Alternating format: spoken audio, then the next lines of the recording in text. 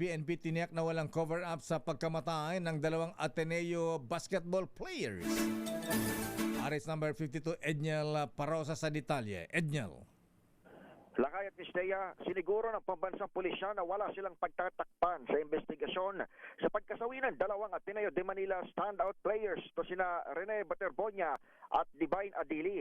Pero ayon kay PNP Acting Spokesman Police Colonel Allen Rico, kailangan pang matapos ang investigasyon na tinake over na ng CIDG bago matukoy kung sino ang may kapabayaan sa insidente.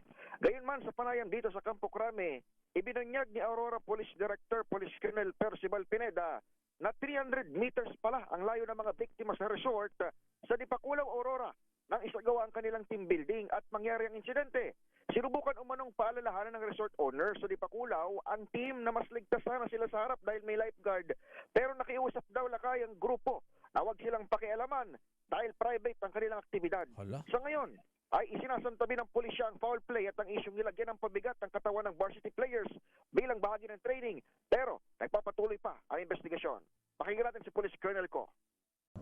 Even before po yung galing sa DOJ, and we of course we defer to the DOJ yung po kanilang instruction na mag-conduct ang mas malalim. Pinagutos na rin po ng ating Chief Philippine National Police ang mas masusipang investigasyon sa pangyayari nito po.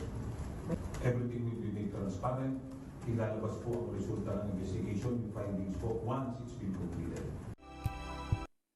Lumalabas sa autopsy na asphyxia by drowning. Itong resulta ng pagkamatay ng 19 anyos na prospect na si Rene Baterbonia habang ililipad naman pauwi sa Nigeria ang labi ng 21 anyos na si Adili. Nagluluksa sa pangyayari ang sports community na kasadong maglunsad ng sports stakeholder panel sa panguna ng Philippine Sports Commission. Ako si Edniel Parosa, DZRH. Una sa Pilipinas, una sa Pilipino.